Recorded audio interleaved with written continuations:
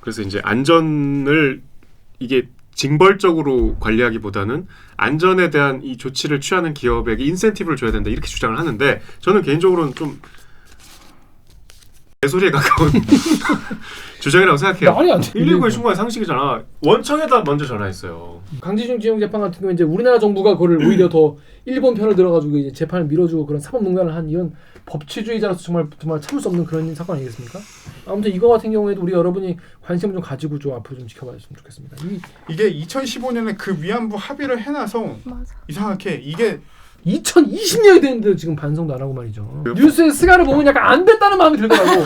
연예인 걱정하고 앉아있네. 맞아. 연예인과 스가 걱정은 할 필요 없다. 가자!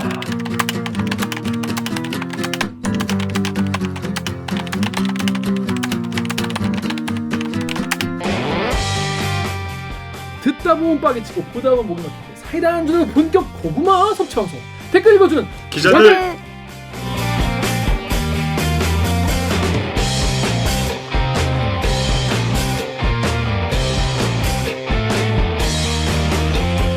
실화입니까? 실화냐?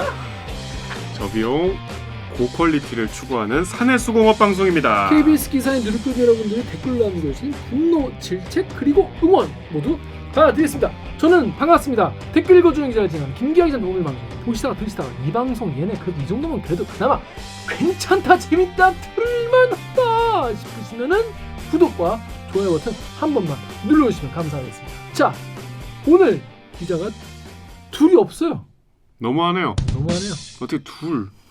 야, 이게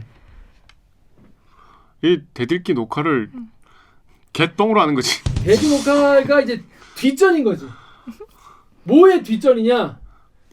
오기정 기자는 여러분 그거 아십니까? 그 미국에서 그 전자기기 이런 거 소개하고 뭐 이런 CES라고 있어요. CES. 박람회죠. 네. 매년 하는 거. CES가 뭐의 약자입니까? 아무튼 있어요. 그래서 그거 이제 원래 예전에는 그 경제부 기자들이 서로 이제 그거 미국에서 하거든요. 라스베가스에서 할 거라고 아마 LA인가 라스베가스인가 거기서 해. 가지고 라스베가스에서 그 이제 보러 가고 이제 이런 게 이제 출장 가고 이런 게 좀 재밌다. 재밌는 출장 중에 하나다 그랬어요. 개꿀이죠. 개꿀이죠. 예전에 박대희 기자 갔다 왔어요. 그게 이제 그해 전자 대기업들의 신제품을 한 자리에 모아놓은 데라 출동. 리포트하기도 재밌고 내용이 신기한 게 많으니까. 박대희 기자 가서 로봇이랑 탁구 치고 탁구공이 어디로 가든 능숙하게 받아내는 로봇팔. 승부욕이 발동했습니다. 탁구를 직접 쳐보겠습니다. 탁구체의 방향과 속도를 보고 공의 방향을 미리 알아챈다고 하는데 제 강력한 스매싱은 못 막네요. 이겼어요. 이겼습니다. 그런데 이 로봇 정말 진 게 아니라 기분을 맞춰준 거랍니다. Smile was quite big. So it says 47% smile. It will try to increase the amount of challenge. 신기한 거를 구경하는 게 취재잖아요. 그렇죠. 이제 막 갔다 온 사람들도 힘들다고 난리야. 왜냐면 거기가 밤일 때 여긴 낮이라서 잠을 잘 시간에 리포트를 그럼 가지 말. 누가 가라 그랬냐? 근데 그게 코로나 때문에 사이버로 열려요. 사이버로 B 대면으로 열려요. 다 그럼 좀 이상하잖아. B 대면으로 열려요. 언택트 그래. 언택트. 줌으로 하나? 아무튼 유튜브로 하나 뭐 그래요. 근데 그걸 오규정 기자가 실시간으로 그걸 취재를 해가지고 기사를 써야 돼가지고 지금 일하고 있어요. 그 지금 시간이 이제 개막하는 시간인가봐. CS가 뻥 아니겠지? 근데 CS가 그렇게까지 실시간으로 보면서 취재를 해야 되는 중요한 행사인가요? 그러게 말입니다. 아무튼 그래서 오규정 기자 오늘 녹화에 참석을 못하게 됐습니다. 강병수는 뭐하냐? 강병수는 또 무슨 탐사 세상을 들었다 놨다. 뒤흔들겠다. 또 한 번 흔들어 놓겠다. 내가 말합니다. 민망해. 아무튼 굉장히 의미 있는 취재를 하느라 지금 오고 있어. 현재 시각 8시 13분입니다. 뭐 녹화 끝나기 전에 오겠죠. 아마 인사 드릴 것 같아요. 그래서 지금 기자가 누가 있냐? 자, 정현욱 기자 자기 소개해 주시죠. 네, 휴가를 갔다 온 정현욱입니다. 안녕하세요. 안녕하세요. 지난 화에서 말씀드렸다시피 정현욱 기자가 휴가라서 첫 녹화를 아예 그냥 시원하게 첫 화부터 시원하게. 아니 그 쉬면 시원하게 쉬지 뭐 어떻게 쉬어요?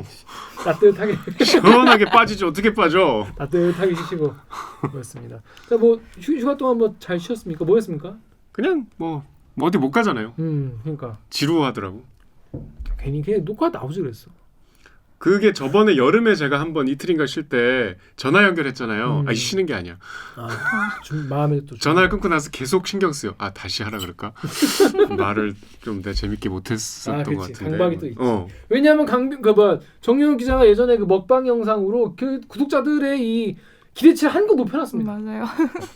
유머 기대치. 포텐이 있구나 얘가.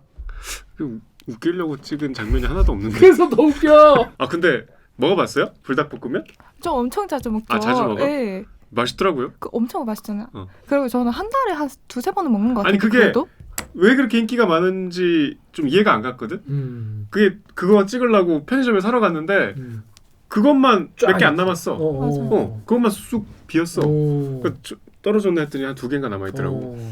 그리고 뭐 새로 나온 것도 있더라. 맞아, 까르보 불닭. 저는 까르보나라를 좋아해요. 아 진짜요? 아 원래 다들 먹어봤어요? 네, 저는 네. 까르보나라 불닭에 이제 삼각김밥 먹는 게 까르보나라도 매워? 매운데 이제 그 좀- 까르보나라 그 향이 있어가지고 또 달라. 좀 근데 덜 이게 매워요. 근데 덜 매워. 그 삼각김밥을 넣어 먹는 게 좀 킬링 포인트만. 그렇죠. 맛있죠. 그 특히 이제 햄이 들어가야 돼. 참치 들어가도 맛있어요. 참치는 난 따로 먹었는데 나중에 네. 먹은 게 그 참치 마요였는데 고기에는 좀 햄이 잘. 하여튼 뭐 뭐든 간에 그 넣어서 먹으니까 또 호환이 잘 되더라고. 주변에서 재밌었다고 하던가요? 주변 사람들은 반응이 어땠어요? 주변에서? 다 되게 나는 웃기다는 반응 이해가 안 가는데 나는 되게 진지하게 했는데 막 다 웃기다 그러고 우리 뉴스 같이 하는 그 AD 우리 프롬프터 해주시는 그분은 막 너무 재밌어갖고 자기가 뭐 나가서 뭐 불닭볶음면 사왔다 그러고 그런 분들이 많더라고. 저도 그랬어요. 아니 근데 재밌었어 찍는데 맛있어갖고 맛있어서. 아 너무 그 소주랑도 잘 어울리고 아 소주랑 잘 아니 어울리시죠? 소주를 그렇게 다음날 속 안 쓰리셨어요? 뭐 그렇게 쓰리진 않았는데 강해. 아 진짜. 그러니까 왜 예전에 왜 우리가 그 닭발 네. 매운 닭발 먹을 때 매워서 소주 먹고 안주 먹으려고 닭발 먹고 매워서 또 소주 마시고 왜냐면 속이 그냥 아니 가장 많은 근데 거지. 매운데 그렇게까지 막 맵진 않고 그지. 아 맵다 이러고 먹을 정도 아주 매우면 아예 입에 못 넣잖아요. 맞아요. 막 먹으면서 신경질 나잖아. 근데 그렇진 않고 아, 소주랑 아주 잘 어울리던데. 소주랑 아주 잘 어울리는 불닭볶음면. 오 강하세요. 많은 구독자분들이 굉장히 만족하셨습니다. 아 근데 저는 다른 멤버들 먹방을 사실 기대했는데 아, 너무 재미없더라. 전 약간 이번에 컨셉 자체가 약간 아니 그 비겁한 변명. 아니 재미가 없는데 무슨 뭐 이유가 어딨어. 아니 우리 엄마도 돌렸대 보다가 주절주절 얘기하는 게 컨셉이어가지고. 그리고 강병수는 너무 맛없게 먹더라. 강명수 지금 왔는데 아 얘가 뭐 음식이 안 보여. 맞아 음식이 안 입에 보여. 들어가는 안 보여. 기분 나도 처음 해봤지만 그게 보면 먹고 싶게 먹어야 될 거 아니야. 근데 그리고 신경 안 쓰고 원래 그렇게 먹잖아. 아니 지금 나는 뭐 어떻게 먹은지 난 모르겠고 강병수 기자 먹을 때 보니까 일단 이 탕수육은 비주얼이 중요하잖아요. 맞아요. 자기가 뭐 찍먹풍 이게 궁금하지도 않은 얘기를 그거 내가 다 잘랐잖아. 자르려고. 편집한 거야. 아 그 앞에 더 많았어요? 찍먹과 부먹에 한참 대한? 얘기해. 그때 보다 말하는데 이렇게 탕수육만 먹고 끝났어요? 네. 아 짜장면에 싸 먹어야지 그걸. 와. 아니 맛있게 먹으려면 짜장면 싸먹어. 배불러도 와 진짜 먹방 유튜버 같으셨어요 방금. 그러니까 그 먹다가 중단을 하더라도 맛있게 먹어야 될 거 아니야. 그렇죠. 근데 일단 너무 깨작깨작거려. 아 깨져. 네. 맞아. 아 막 보면서 많이씩 먹어라 했지만 아 짜장면에 이거 이렇게 말아서. 원래 그렇게 안 먹어요? 신박하다. 그니까요. 그렇게 먹어야 좀 되게 푸짐하고 맛있어 보이잖아요. 신기해. 아. 신기해. 너무 알겠습니다. 실망스러웠어. 자 그렇습니다. 아무튼 자 강병수 기자 자기 소개해 주시죠. 빨리 들어와서. 아니 가족 부사. 먹방 후기 시간에 맞추기 아, 이렇게 오늘도 서둘러 곰이다. 왔다는 것 자체가 빨리 앉아. 아니 지금 시간을 끈 거 아니야. 아 너무 힘들어. 자 자기 소개해 주시죠. 안녕하세요. 또 곰. 곰. 네? 아 그치. 이제 아예 대놓고 그냥 막 입는 거야. 아니. 이제는 숨기려 하지도 않아. 이제는 부끄러워하지도 않고 아니, 그냥 막 입는 이거를 거야 대놓고. 좋아하는 분들이 있어요. 일어나라. 한 줌도 안 되는. 일어나라. 일어나라 플로베어. 그렇습니다. 한 줌도 안 되는 플로베어 팬들에게 탕수육 좀 맛있게 먹지. 탕수육 바삭바삭한 ASMR 소리 못 들으셨어요? 탕수육만 먹는 사람은 없잖아. 뭐 만두를 같이 먹는다든 그거만 시켰어? 그것만 사온 거지. 직접 아, 사가지고. 너무 실망스럽네. 왜 내렸습니까 오늘? 오늘 열심히 취재하다가 뭔 취재했습니까? 제가 요새 그 경비원 분들의 노동 조건과 관련해 가지고 취재를 하고 있거든요. 3월 말에 내보낼 계획으로. 자, 정작가 자기 소개해 주십시오. 안녕하세요. 작가 정혜주입니다. 네, 정작가 잘 지냈습니까 한동안? 저요? 뭘 했습니까?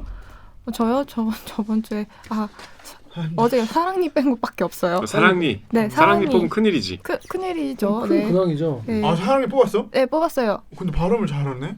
하나 뽑았는데. 하나 뽑았어요. 이제 마지막 하나가 남은 상태였는데 이제 잇몸이 갑자기 아픈 거예요. 그래가지고 갔더니 이게 사랑니가 잇몸을 찍어서 아픈 거라고. 그래가지고 어제 뽑았어요. 썩어서 뽑은 거 아니에요? 아니요. 사랑니 안 썩었어요. 딴 데가 썩었어요. 근데. 하여튼 뭐 사랑니를 뽑고 온 정혜주 작가였습니다. 사랑니 원래 다 뽑았나? 나 하나 남았어 지금. 남았어? 네. 전 다 뽑았어요. 다 뽑았어? 네. 네. 선배 나도 다 뽑. 그러니까 나는 앞에 밑에 2개 썩어갖고 거울 봤는데 뭐가 까만 게 그냥 김기인 줄 알았어.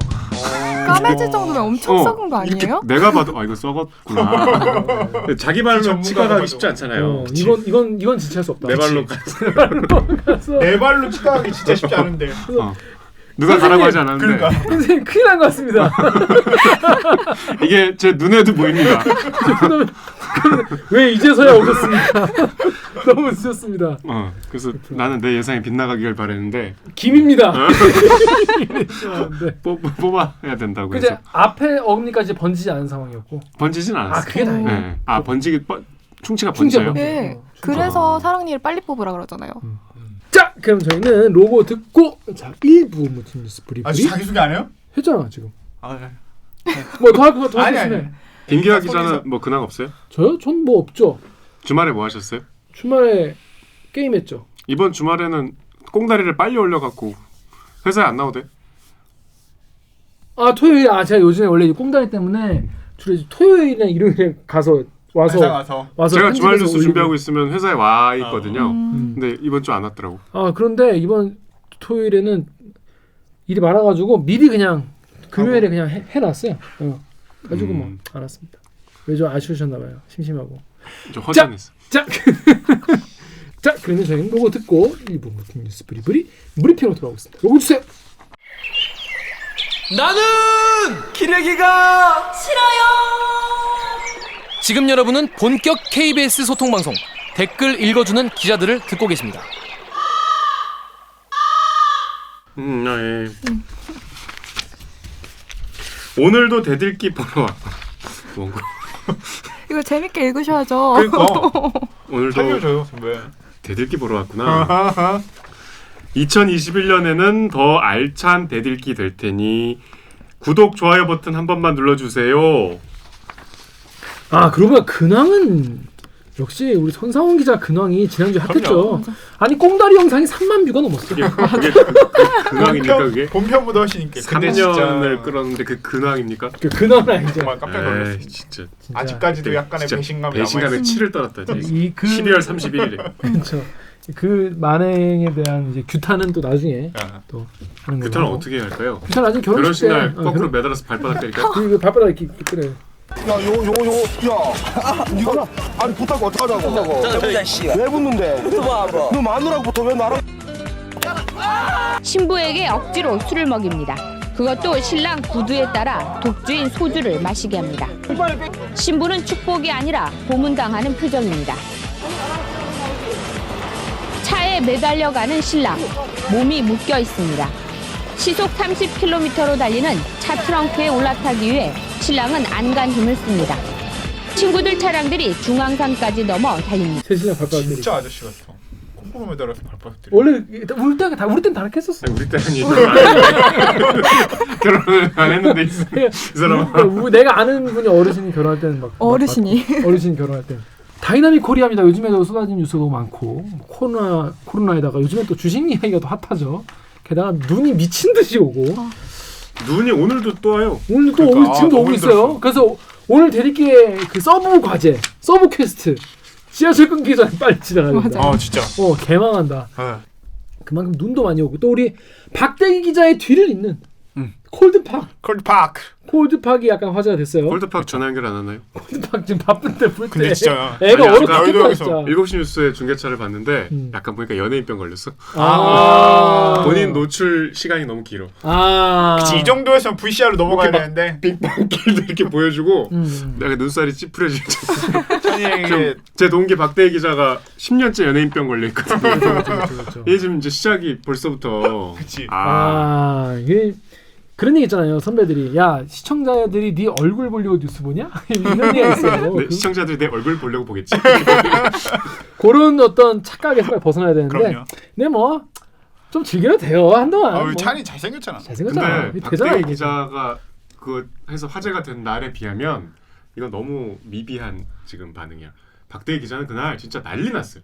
네이버 1등 그리고 막 계속 다른 막 타사 아침 프로에 나오고 몇 달 뒤에는 드라마에도 나오고 KBS 드라마에 나왔어. 공부의 신에 중계차 타는 장면이 나왔어요.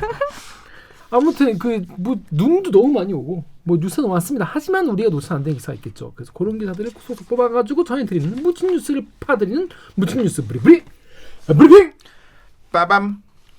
네, 첫 번째 기사 우리 자, 첫 번째 기사 우리 정렬 기자 준비했죠. 네, 어떤 기사입니까? 어제 월요일 11일에 제목은 중대재해처벌법 제정됐지만 노동자 2명 잇따라 사망. 뭐 강병수 기자가 뭐 지금 노동 관련 취재를 하고 있다는데 네. 이게 참 보란 듯이 중대재해법 처리가 된 뒤에 이 중대재해법이 잘못 제정됐다는 그 비판을 여실히 증명해 주는 여실히 증명을 하더라도 이런 사고는 안 나야 되는데 맞아요. 참 너무 끔찍한 사고인데 2018년에 김용균 씨가 12월에 돌아가셨는데 자꾸 그런 사고가 나요. 네? 자꾸. 그래서 그것도 이제 이게 잇따라서 광주 전남 지역에서 비슷한 사고가 나서 사망까지 이르렀던. 일단 이 사고는 이 기사에 나온 이 사고는 어떤 사고입니까? 이 사망 사고는. 좀 참혹한 사고였죠. 10일에 그러니까 일요일이었죠. 그러니까 10일인 일요일에 여수 산단 아시죠? 다 여수의 그 산업단지가 굉장히 커요. 거기 뭐 GS 칼텍스도 있고 우리가 이름 들으면 아는 대기업들 많아요. 정유 회사들이 주로 많고. 근데 거기 이제 그 금호 TNL이라는 공장에 이제 하청업체 소속 노동자가 그 석탄을 운반하는 컨베이어 벨트가 섰대 갑자기. 그래갖고 이제 갑자기 서서 점검을 두 사람이 하러 들어갔는데 그래서 컨베이어 벨트 위에 올라갔는데 10초 동안 갑자기 작동이 다시 된 거야. 그러니까 발을 헛디뎌서 기계에 꼈대요. 그래서 기계에 껴서 2시간 반 만에 이제 구조가 돼. 그리고 이제 구조가 돼서 병원으로 갔는데 이제 돌아가셨던 거고. 그러니까 기계에 끼어 사망한다는 그 공포는 진짜 우리가 정말 너무 끔찍하지 않아요? 상상만 해도. 그 일단 기계에 끼면 기사에는 이런 내용이 한 번도 안 나왔지만 일단 시신이 온전치 않죠. 근데 이건 더 끔찍하게 구조 자체에 1시간 반 정도 걸렸다는 거예요. 그리고 하루 뒤에 이제 광주광역시의 낮에 플라스틱 재생사업장에서 50대 여성 노동자가 또 기계에 몸이 끼어서 돌아가셨어요.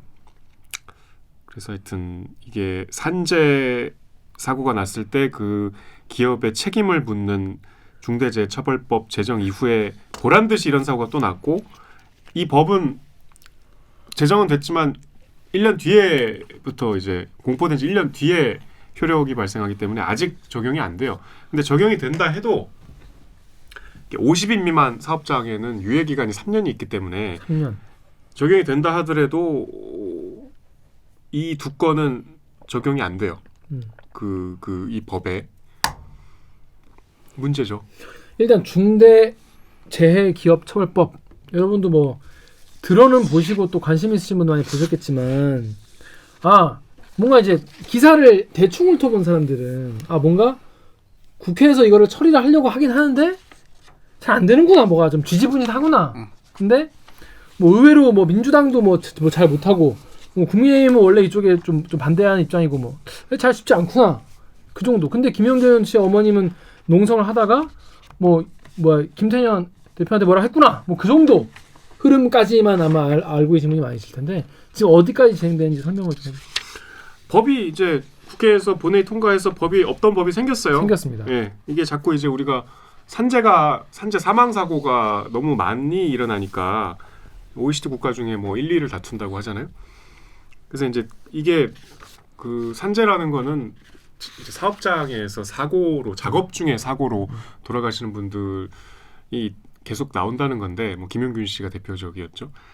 그런 사고가 난다는 거는 그 해당 사업장이 관리 책임을 제대로 이행하지 않았다는 그 반증이기 때문에 그거에 법적으로 거기에 대해서 의무를, 그러니까 사전에 그 안전에 관한 뭐 경영자도 따로 두고 안전에 관한 교육도 받게 하고 여러 가지 안전 시스템을 법적으로 의무적으로 마련하게 하고 가장 중요한 거는 사고가 났을 때 그 업주를 형사처벌, 그러니까 벌금뿐이 아니고 실형까지 살 수 있도록 처벌을 강화한. 그러니까 기존에는 산업안전보건법이라고 있었지만 아예 이제 새로운 법을 만들어서 처벌을 실효적으로 할 수 있게 한 건데, 이게 이제 내용이 애초에 김영균 씨 어머니 같은 분들 이 요구했던 거에서 크게 후퇴했기 때문에 법이 제정된 뒤에도 많은 비판이 있죠. 이게 어떤 면이 가장 후퇴를 해서 비판을 받고 있는지 한번 좀 말씀을 해주시죠. 이게 안 그래도 기업들 또 이제 경제지들 이런 쪽에서는 이것 때문에 기업 활동이 위축된다. 되게 극명하게 갈리죠. 아니 그 기사 제목이 기업 옥죄는 뭐 중개재해기업법이야. 기업을 옥죄다는 거예요. 근데 기업이 사람의 목숨을 돈보다 이제 우선시하는 게 되게 당연한 거잖아요. 근데 그러지 않아왔기 때문에 그거에 대해서 뭔가 그렇지 못하게 만들려는, 처벌까지 시키려는 그런 건데, 이거에 대해서 기업을 옥죄다, 기업의 경영활동을 방해한다, 침해한다, 이런 식의 입장인 건데, 근데 그런 거를 그냥 풀어줬다가 지금 사람들이 계속 죽고 있는 거 같습니까? 우리나라가 지금 아까 말씀하신 대로 OECD 국가 중에 되게 산재 사망 사고가 많은 나라고, 지금 이 케이스뿐이 아니라 1월 초에도 현대차 하청 업체에서 또 이제 뭐 스크랩, 그 자동차 그 철판 자르고 남은 그 쪼가리들 모은 이렇게 정리하는 그 기계에 끼어서 또 50대 남성분이 한 번 또 돌아가셨어요, 노동자분이. 그분 뭐 현대차 중역이 와서 2시에 오니까 2시까지 1시에 밥 먹자마자 2시까지 이거 다 정리해 놓으라고 그래가지고 들어와서 정리하다가 돌아가셨어요. 이런 일들이 자꾸 생기니까 이거에 대해 니네가 단디해라. 좀 경영자 책임져라. 니네가 일하고 있는 사람들 월급만 주면 다냐, 목숨도 니네가 목숨을 잃지 않도록 책임을 져라. 이런 뉘앙스 아니겠습니까? 이런 취지의 법인데, 자 이게 또 얼마나 또 후퇴가 됐습니까? 이제 분명히 많은 재벌과 기업과 재계에서 어떤 백래시 같은 게 많이 있었겠죠? 그 재계에서는 이제 법이 과하다고 오히려 좀 반발하고 있어요. 당연하죠. 네. 근데 뭐 말을 들어보면은 뭐 수긍이 가는 말들도 있어요. 이게 뭐 이미 처벌 수준이 약하지 않은데 산업안전보건법 자체가 실형까지 살게 하는 건 좀 심하다라든가, 아니면 이게 직접적인 책임이 있는 관계자뿐이 아니고 경영 책임자들까지 책임을 묻는 거는 연좌죄 아니냐 이런 얘기도 있고, 그래서 이제 안전을 이게 징벌적으로 관리하기보다는 안전에 대한 이 조치를 취하는 기업에게 인센티브를 줘야 된다, 이렇게 주장을 하는데, 저는 개인적으로는 좀 개소리에 가까운 주장이라고 생각해요. 아니 근데 저는 이거 보면 진짜 궁금했던 게, 기업들이 결국에는 안전 수칙을 지키면은, 그 의무를 지키면은 이거에 처벌이 안 되는 거 아니에요? 근데 이제 지킬 의사가 없는 거야? 그러니까 걱정하는 건 이런 거예요. 예를 들면 이게 굉장히 언론이 악의적으로 보도하는데, 무슨 신문인지는 제가 정확하게 기억 안 나는데 이런 제목이 있었어. 이거 이제 이 법이 이제 적용이 되면 노동자가 걸어가다가 넘어져서 다쳐도 그 경영 책임자가 실형을 살 수 있다, 이렇게 했는데, 이거는 정말 악의적으로 법을 해석한 거예요. 이게 법을 무슨 AI가 자판기 우리가 뭐 뽑아 먹듯이 너 갖고 법에 이렇게 해갖고 형량이 나오는 게 아니잖아요. 그쵸. 이 법을 적용할 때 그렇게 판결이 나오면 우리가 이번 뭐 1심 선고 어떻게 나올까요? 뭐 이걸 왜 우리가 중계를 하면서 뭐 기대를 하고 혹은 그럼요. 걱정을 하고 이러겠어요. 이거는 법리를 다 무시하고 그냥 이 법을 악의적으로 반대하기 위한 최대한 악의적으로 본 거예요. 그리고 그러니까 지금 우리 뉴스 이 아까 말씀드린 여수산단의 사고를 보면은 현장 분위기를 알 수 있어. 이게 기사에는 제대로 안 나왔는데 2명이 있었잖아. 그 중에 한 분이 돌아가신 거잖아. 그럼 나머지 한 분이 신고를 했어. 그럼 상식적으로 어디다 신고해야 돼요? 나랑 같이 일하던 동료가 죽게 생겼어. 어디다 신고해요? 119에 신고해 상식이잖아. 원청에다 먼저 전화했어요. 1초가 급한 시간에. 그렇게 교육을 받았다는 거예요. 현장 분위기는 그런 거예요.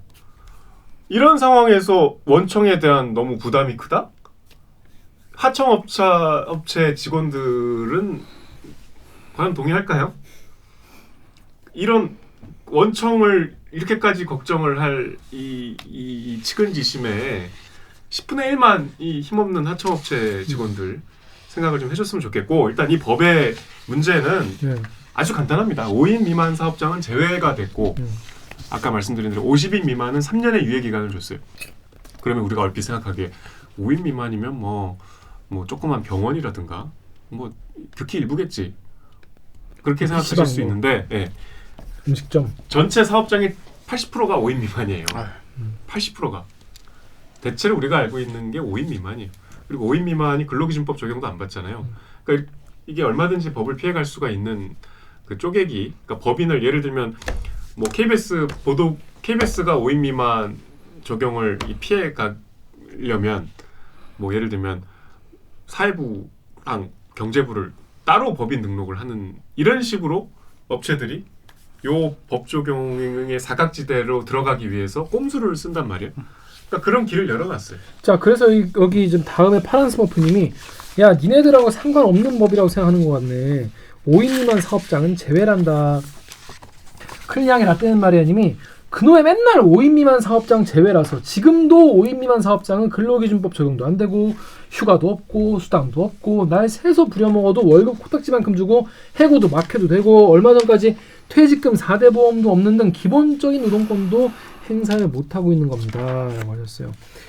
또 네이버의 클라우 어쩌고님은 5인 이하 사업장을 무조건 예외로 둘 게 아니라 재예방 인프라를 갖출 수 있게 지원해줘야 되는 거 아니냐라고 했습니다. 근데 5인 미만 사업장을 이렇게 다 예외를 주는 이유, 그러니까 명분이 또 있을 거 아닙니까? 이렇게 된 이유는?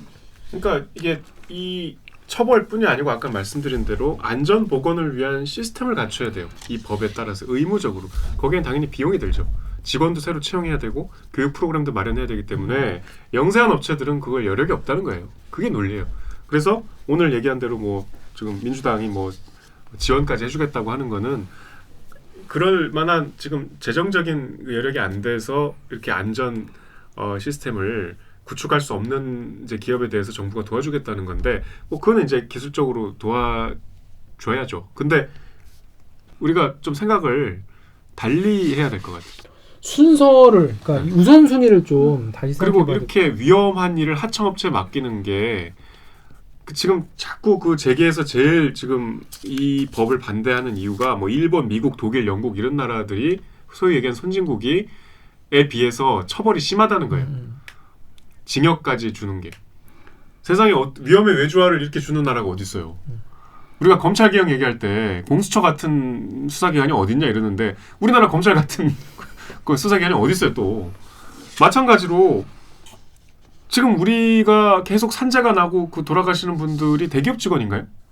물론 대기업 직원이라고 사고 나도 된다는 얘기는 절대 아니지만 정말 그 대기업의 그 재력으로 뭔가 구축되는 시스템들 안전에 대한 뭐 여러 가지 우리가 홍보물 같은 것도 접하지만 거기에서 완전히 벗어나 있는 분들이 있거든요. 이 산업안전 개정 저 산재법의 그래도 다행인 부분은 5인 미만이 아니 그러니까 그 이 법이 적용을 받지 않더라도 원청 업체가 적용을 받는 기업이면 처벌을 받아요. 그러니까 그 부분은 저는 굉장히 다행이라고 생각하는데. 그러니까 쉽게 말해서 현대차의 하청업체인 경우에는 처벌받는다는 거죠. 그렇죠. 누가? 현대차가 처벌받죠. 그러니까 법인이 경영 책임자와 법인이 그 처벌 대상이고, 그다음에 일감을 발주한 원청업체가 법 적용 대상이라면 함께 처벌을 받도록 하기 때문에 그러니까 거기서 대해서 대기업들도 더 반발을 하는 거죠. 그러면 대기업에서 나서서 하청업체 안전까지 신경을 써야죠. 이게 좀 반증 아니에요. 안 쓰겠다는 거죠. 위험한 거는 우리 책임이 아니라는 지금 그 입장을 자기들도 모르게 드러낸 거 아니에요. 이거는 우리가 발상의 전환, 이거는 생명에 관한 문제이기 때문에. 아까 이제 정혁 기자도 얘기했지만은 클리앙의 이런 댓글 있습니다. 3페이지 클리앙 댓글 강경수님.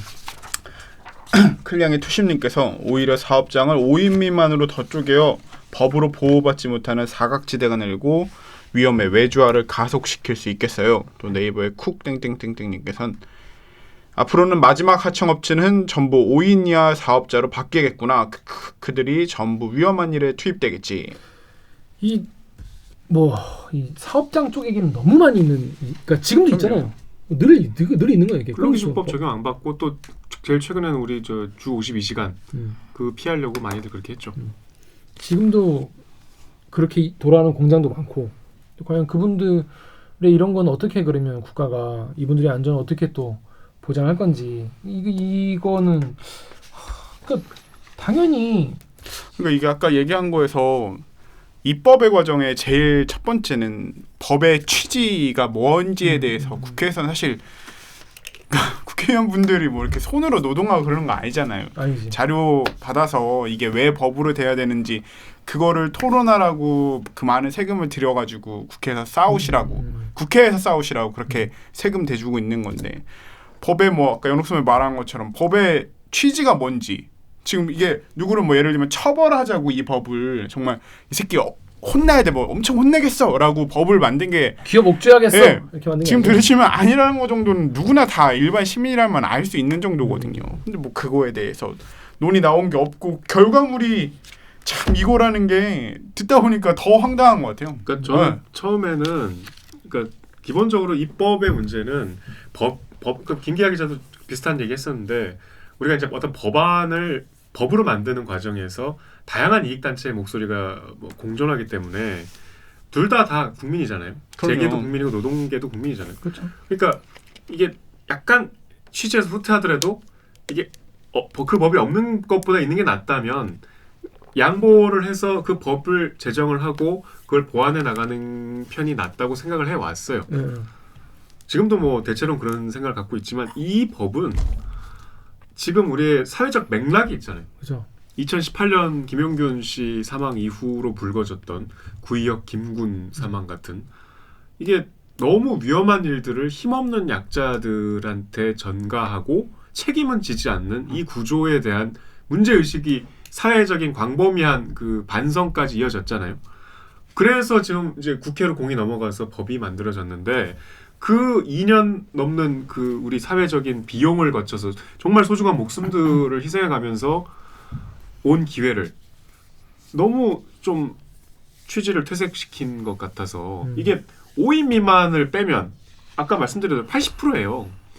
그리고 3년이나 유예 기간을 둔 거면 이거 그리고 법 내년부터예요. 그럼 4년이네요. 그럼 이거 뭐 지금 당장 뭐 없어요 바뀌는 게. 그럼요. 그 사이에 몇 명이나 죽으면 어떻게 책임질 거예요? 아 너무 이거는 좀 우리 사람 목숨 갖고는 좀 이러면 안 되잖아요. 그리고 다음 댓글 우리 작가님 읽어주십시오. 네, 다음에 무소부회님이 그동안 산재로 수천 명씩 죽는 산업재해 1위 국가인 한국에서 안전 노력과 비용을 잘라서 제 이익 챙기는 회사들에게 더 이상 죽어나가지 않게 안전장치로 회사의 책임을 무겁게 물려고 중대재해법을 만드는데 법을 물렁하게 만들면 법은 뭐하러 만드나요? 법이 엄청 물렁하다는 거예요. 이게 어떤 부분이 좀 문제입니까? 이거? 재계에서는 좀 처벌이 너무 심하다고 계속 얘기하죠. 그러니까 이게 중대산업재해가 발생한 경우에 1년 이상의 징역, 1년 이상이에요. 그리고 10억 원 이하의 벌금이거든요. 그러니까 중요한 거는 징역형을 부과할 수가 있다는 거기 때문에 이게 법인이나 기관도 50억 원 이하의 벌금형을 받을 수 있거든요. 그러니까 재계에서는 이게 너무 좀 심하다고 오히려 주장을 하죠. 그리고 경영 책임자와 법인이 처벌 대상인데 이게 경영 책임자는 이제 사업을 대표하고 총괄하는 위치에 있잖아요. 그날 이게 안전 담당 이사를 둬야 돼. 따로. 그러니까 안전 담당 이사가 책임을 질 수도 있어요. 그러면 CEO는 빠져나갈 수 있는 거지.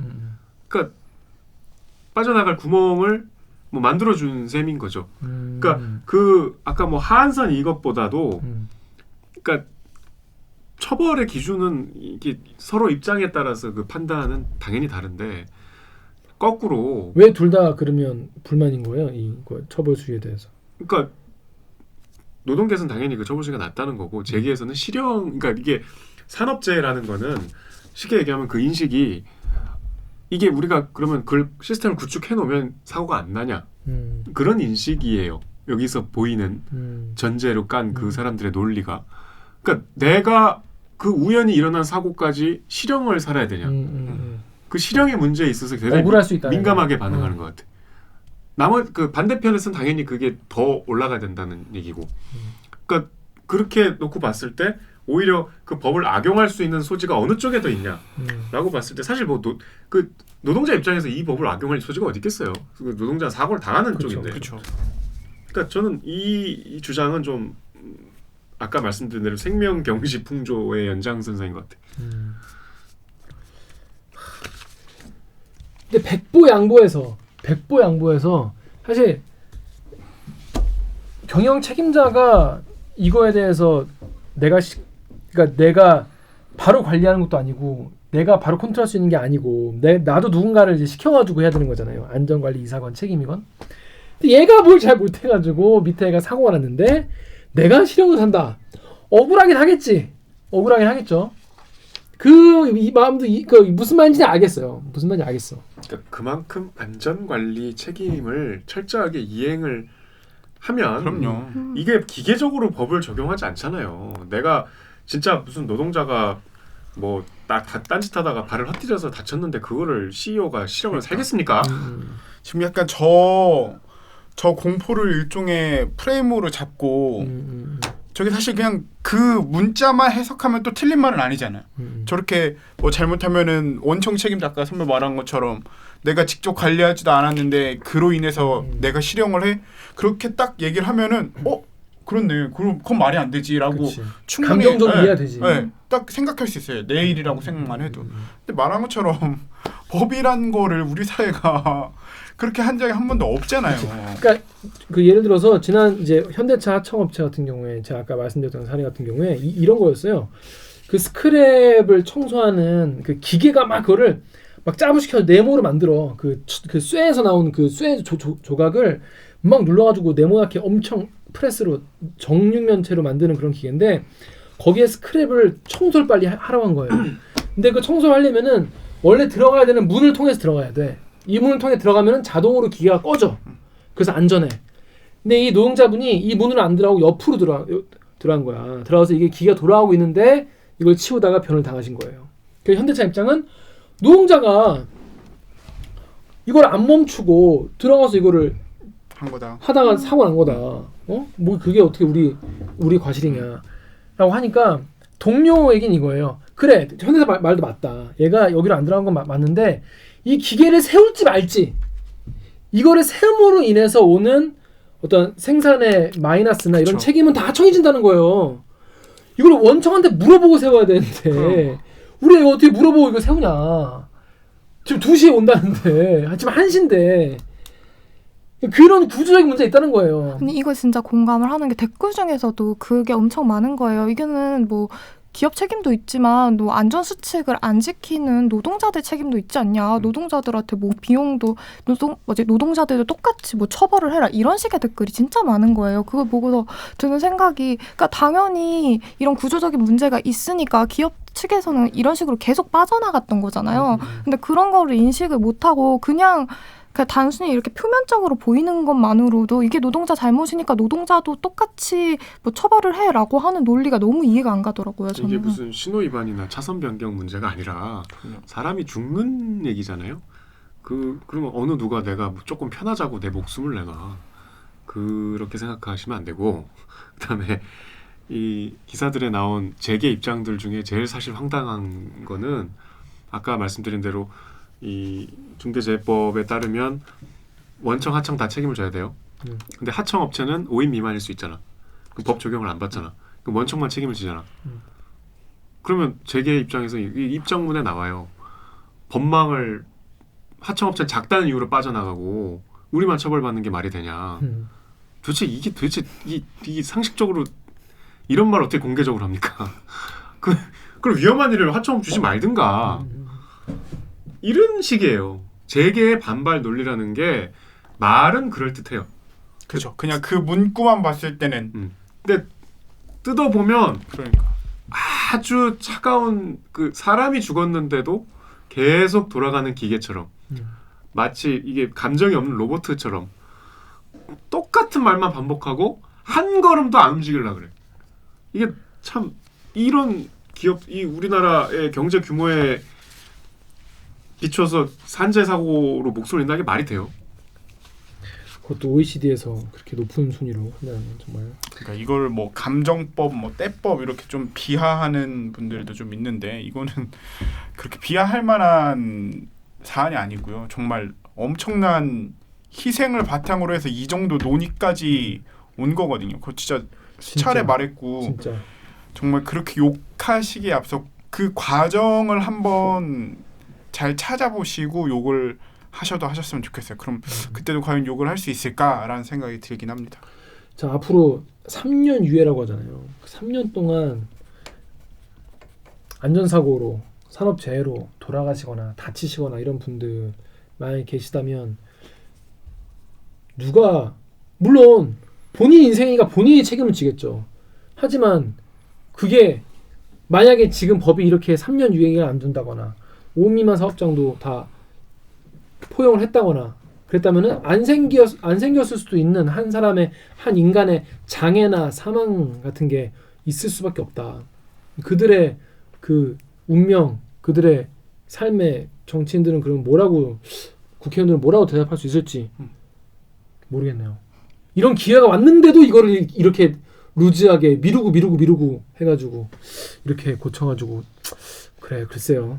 앞으로 이런 게 나올 때마다 지금 국회를 다시 한번 떠올리게 될 것 같습니다. 앞으로. 자, 요런 일이 있었습니다. 앞으로 근데 아무튼 이 일로 이 기업 문화나 이런 어떤 이 고용주가 고용인을 대하는 태도나 이런 거 마음가짐 자체가 좀 바뀌는 그런 그러니까 인식의 전환이라는 게 사실은 본인들이 처벌을 받고 자기가 경각심 가지고 그래야 거기서부터 이제 다시 좀 더 바뀌고 하는 거니까 이런 게 좀 더 많이 바뀌었으면 좋겠네요. 아 참, 씁쓸하다잉. 자, 다음 아이템 우리 강병수 준비했습니다. 어떤 아이템입니까? 저는 이제 위안부 피해자 승소위원은 이겼어. 확정된 일정부 국내 자산 매각 수수 매각해. 이제 백인성 기자의 기사를 가져왔는데 누가 참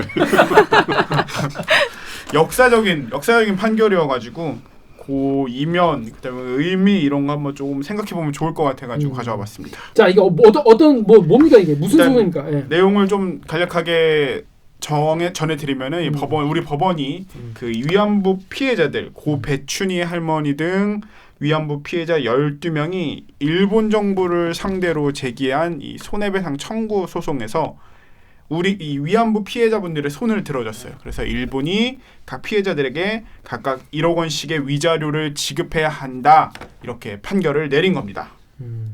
이게 국제사법재판소도 아니고 네. 우리나라 그 재판부가 한 거잖아요. 그렇죠. 과정부터 좀 살펴봐야 돼요. 이게 사실 시작은 2013년부터 시작했거든요. 굉장히 오래 걸렸던 소송이라고 할 수 있어요. 처음에 이제 2013년 8월에는 조정 신청을 먼저 냈어요. 이 조정이라는 게 뭔가 하면은 서로 그냥 일정 수준에서 이제 화해를 해라라고 했던 건데 일본이 아예 응하지 않아. 이 조정사에 그냥 꺼져라. 네.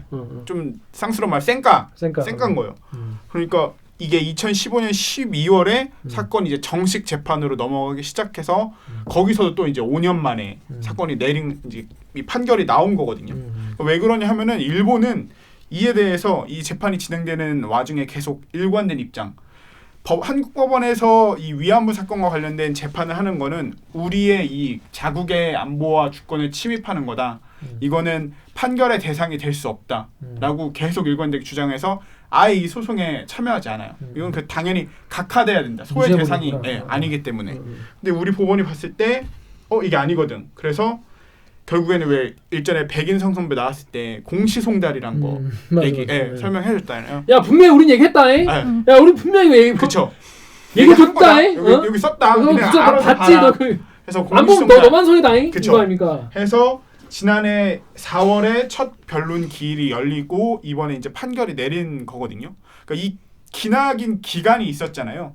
여기서 문제가 됐던 게 바로 요 국가 면제 이론이라는 내용이 있어요. 이게 무엇인고 하니 한 정부가 이제 일본 정부의 주권 행위에 대해서는 한국 법원이 판결을 내릴 수가 없다. 왜 일본 정부가 한 일을 한국 법원에서 판결을 하는 거냐라는 게 굉장히 문제가 됐었거든요. 그렇죠. 그러니까 이제 국제사법재판소 같은 게 있는 거잖아요. 그렇죠. 근데 이에 대해서 우리 법원이 사실 이게 되게 민감한 문제일 수 있는데 이에 대해서 우리 법원이 나름의 논리를 갖고 이거는 국가 면제 이론 적용되지 않아. 왜? 배상해 줘야 돼라고 했는데 그 왜 그러는 거 하니 이게 일단은 그래서 네이버에 RUND 땡땡님이 감정적으로는 통쾌할 수 있지만 일개 법원이 타국 정부를 재판한다는 건 상당히 위험한 일인데 염려스럽네요라고 일본 편의 입장에서 말씀하신 분도 계셨어요. 그러니까 일본 편 입장이니까 이게. 그러니까 저도 약간 그럴 수가 있나 이게 왜냐하면 주권이라는 게 주권국가라는 게 있는데 우리나라 법원에서 일본 유죄 이렇게 할 수가 있냐 말이지. 감정적으로는 역시 유죄지. 하지만 사실. 우리나라에서 일본 무죄 이러면 안 될 거 아니야. 우리나라 재판부가 뭔가 이게 개운치 않은 느낌이 있는데 그렇죠. 이게 어떤 의미입니까 이게? 이게 일단 우리 법원의 입장은 한 국가, 그러니까 일본 정부의 불법 행위에 대해서는 이 국제 주권 이론이 면제부가 될 수 없다는 거예요. 그래서 이 재판부의 워딩을 조금 더 자세히 살펴보면 이렇게 썼거든요. 일본군 위안부제도 운영은 일본 제국에 의해 계획적이고 조직적으로 광범위하게 자행된 반인도적 범죄 행위이고 또 당시 일본 제국에 의해 불법 점령 중이었던 한반도 내에서 우리 국민인 원고들에 대해 자행된 것이기 때문에 비록 이 사건 행위가 국가의 주권적 행위라고 할지라도 국가 면제를 적용할 수 없다. 이렇게 판단을 내린 거예요. 그러니까 이게 재판부가 이 사안에 대해서 어떤 국제법의 영역이 있고 그거를 상회한 어떤 이제 인도적인 이 상황을 어떤 이 전쟁 범죄라는 점을 다 고려해 봤을 때 우리 국민 위안부 분들이 본 피해가 훨씬 더 크다 이렇게 판단을 한 거죠. 보니까 일본 요 다음에 이런데 다음 댓글 우리 정혁 기자 좀 읽으십시오. 6페이지 위에 있는 거. 다음에 바다 선인장님이 일본 최고재판소는 모든 사안이 주권 면제에 해당하지 않는다고 못 받고 파키스탄 정부의 패소 판결을 내린 바 있다. 전시 성노예 동원이 합법적 주권 행사가 될 수 없다는 것은 국제사회 절대 규범이다. 따라서 최근 위안부 관련 소송 판결 결과에 대해 국제법 위반이란 반응은 전형적인 자가당착이다. 2006년에 연합뉴스 기사가 있어요. 일본 대법원이 민사재판권이 외국 정부에도 미친다라고 자기들 판결했어. 자기들이. 이게 이제 파키스탄의 무슨 무역 이제 관련된 이야기인데 일본 무역회사가 파키스탄 정부를 상대로 대기한 물품 대금 지급 청구 소송. 그러니까 파키스탄 정부를 대리한 기업이 있었는데 얘네는 돈 못 받았다는 거야. 일본 기업이. 그러니까 돈 내놔. 그 파키스탄 정부를 대리한 정부니까 파키스탄 정부를 상대로 걸었어요. 이거에 대해서 일본 최고재판소가 유죄. 그래서 외국 주권 국가에도 미친다라고 자기들이 판결했어요. 그리고 재판부가 일본 정부를 직접적으로 비판하는 부분도 있거든요. 이게 내용을 조금 살펴보면 이렇게 썼어요. 국가 면제 이론은 주권 국가를 존중하고 함부로 타국의 재판권에 복종하지 않도록 하는 의미를 가지는 것이지 이 절대 규범, 그러니까 국제 강행 규범을 위반해 타국의 개인에게 큰 손해를 입힌 국가가 국가 면제 이론 뒤에 숨어서 배상과 보상을 회피할 수 있도록 기회를 주기 위해 형성된 것은 아니다. 이렇게 이야기를 한 거예요. 그 본래 취지랑 다른 거잖아요, 진짜. 그렇죠. 이 국가 면제 이론이라는 게 국제법에서 통용되는 이유를 일본 니네 한번 똑바로 생각해 봐라. 이거 니네가 이 전쟁 범죄 같은 반인도적 행위 저지르고 그 뒤에 숨어서 사용할 수 있는 그런 방패막이가 아닌 거다라고 이야기를 했고 이거는 사실 일본 대법원도 비슷하게 판단을 하겠죠. 이런 비슷한 문제에 대해서는. 뭐 이거에 대해서 아까 같은 댓글이 달리셔가지고 네. 스가 총리 지금 그 대내외적으로 일본 지금 분위기가 굉장히 안 좋거든요. 그렇죠. 지금 올림픽도 그렇고 올림픽 또 못할 생겼죠. 네, 코로나도 그렇고 굉장히 지금 막 굉장히 지금 짜증이 날 거야 지금. 굉장히 지금 짜증이 난 상태예요. 짜증 나는데 뺨을 한 대 후려쳐. 또 때리는 거지. 아이 갈등지 하지 말라고 막 이런 느낌일 거야 지금 일본 정부는. 그래서 일본 정부 판결 어떻게 좀 대응했습니까 이거에 대해서? 일단은 일본 정부는 무조건 이 판결에 대해서는 완전 이런 판결을 받아들일 수 없다, 유감이다 이렇게 이야기를 하고 있는 입장인 거고 아마 이 판결 자체는 이 1심 판결만 나왔지만 일본 정부가 이 재판에 아예 참여하지 않았기 때문에 항소도 안 할 것이고 확정은 될 거예요. 그러면 이 내용을 갖다가 ICJ 국제사법재판소에 갖고 이 문제를 상정해가지고 국제법적인 논의에서 한번 그럼 이게 맞는 건지 다퉈보자 이런 식으로 갈 거다라고 지금 사람들이 예상을 하고 있고요. 한편으로 이제 외교적인 관계에 있어가지고는 굉장히 크게 반발하면서 뭐 주일 대사를 초치하기도 했고 뭐 이 사안에 대해서 그냥 우리는 받아들일 수 없다. 니네가 그냥 한 판결이지 이게 왜 우리 재산 우리 보고 왜 돈 갚아라 하는 거냐 유감이다 이렇게 하는 게 일본 정부의 입장이죠. 매각해야겠네. 네? 매각해야겠네 그럼. 일단 우리 작가님 여기 댓글 네이버 댓글 네. 네이버에 DHWH님이 일본이 항소할 생각이 없다는 것은 지들이 찔리는 것이 있고 국제적으로 자신들의 짐승만도 못한 것을 인식하고 국제소송으로 가겠지. 즉 자신들의 잘못은 알지만 세계적으로 이슈화시키기는 싫고 조용히 국제재판에서 돈을 쓰거나 어두운 그림자를 이용해서 국제재판에서 이기려고 준비하거나. 그러니까 결국 국제재판으로 가야 되는 거죠 이게. 일본이 아마 그렇게 이제 ICJ에 제소를 할 거니까. 그 ICJ라는 게 국제재판소, 그러니까 지금 현재 국제법상 국가의 주권을 뛰어넘는 재판소는 존재하지 않잖아요. 그러니까 ICJ라는 재판소가 있어도 내가 그 관할권을 인정해야 같이 그러니까 우리가 무슨 잘못하고 재판 받으면 내가 재판 받기 싫다고 안 받을 수 없잖아. 근데 국가끼리는 그게 가능해요. 그죠. 그러니까 이게 사실은 뭐 일본 입장에서 얼마든지 피해갈 수 있죠. 일본은 그냥 막 반응하기 싫을 거야 그냥. 일본이 그래? 내가 지금 이런 일본이 그래? 딱딱 이 느낌 아닌가? 이 느낌인 것 같은데. 만사가 짜증나는 거야. 막 싫은 거야. 싫어. 근데 하지만 우리는 할 수 있는 게 있다. 뭘 할 수 있습니까?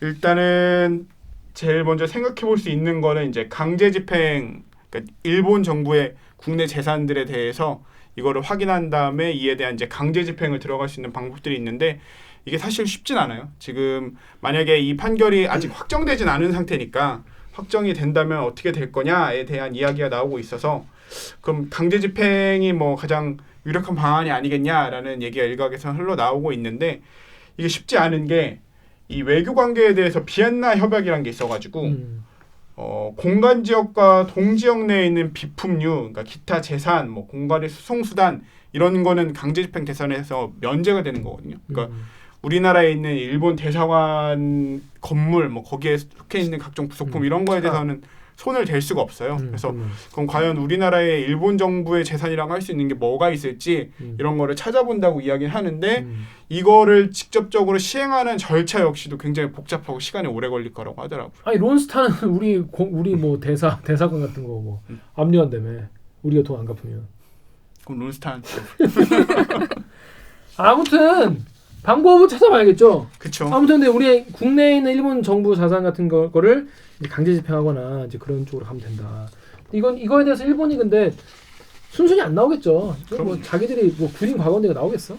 하지만 이런 결과가 있었고 이거에 대해 우리는 계속 공론화시키고 얘기를 해야 될 것 같다. 이게 여기서 재판부가 하나만 좀 추가로 얘기를 하면은 재판부가 이 이론, 그러니까 국가면제 이론에 여기가 해당되지 않는다라는 얘기를 하면서 이제 예로 들었던 사건이 이탈리아의 페리니 사건이라는 게 있대요. 이게 페리니 사건이 뭐냐 하면 짧게 얘기를 드리면은 이제 1944년에 독일 군수 공장에서 강제 노역을 했던 이탈리아의 페린이라는 사람이 있었거든요.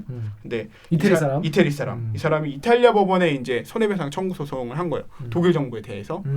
1, 2심에서는 졌는데 이탈리아 대법원이 우리와 같은 판결을 한 거예요. 그러니까 이탈리아 사람이니까 독일 정부한테 피해를 받는데 독일 그쵸. 법원에 갈 수가 없잖아. 내가 이탈리아 사니까. 그렇죠. 이탈리아에서 소송을 제기했는데 그치. 1, 2심에서 졌어요. 근데 이탈리아 대법원이 판결하기를 강행규범을 위반한 국제범죄에 해당하는 국가행위 국가면제에 적용할 수 있다라고 판결했거든요. 국가면제에 적용할 수 없다. 그러니까 우리랑 같은 논리인 거예요. 근데 이게 ICJ에 이제 독일이 ICJ에 제소를 했고 거기서는 ICJ에 대해서는 이제 이탈리아 대법원과 반대되는 판결을 하긴 했어요. 그래? 네. 독일 손을 들었다고? 독일 손을 들어준 거죠. 그러니까 현 상태의 국제관습법하에서는 국가 면제론이 유효하다 판단을 했거든요.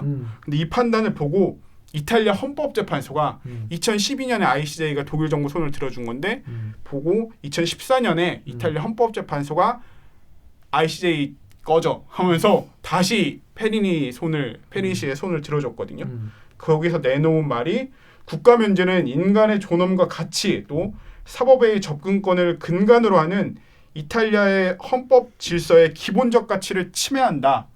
그러니까 이 국가 면제란 이론이 방패막이로 사용되면은 그렇지. 전범 국가 아닌가 전범 국가. 네, 이탈리아 헌법이 갖고 있는 인간의 존엄과 가치 이런 거를 훼손하지. 다 훼손한다 이거거든요. 근데 이건 사실 우리 헌법에도 똑같지. 그래서 이 사건이 어떻게 앞으로 조금 해결될지는 비단 우리나라. 하지만 그거에 대해서 독일도 뭐 수긍 안 했겠죠. 그렇죠. 뭐 이제 그 후의 얘기는 정확히 나오진 않았는데 이제 우리나라에서도 과연 어떻게 이 판결을 지어질지가 이제 비단 우리나라만의 문제가 아니라 이건 약간 국제사회 전체가 전범 국가에 대해서 어떻게 받아들이고 판단할지를 좀 가늠할 수 있는 재판인 것 같아가지고. 아니 2차 대전 때 있었던 일 아직도 이걸 해결 안 하고 있으면 이거 지금 지네가 잘못한 거 아닙니까? 일본이랑 독일이랑.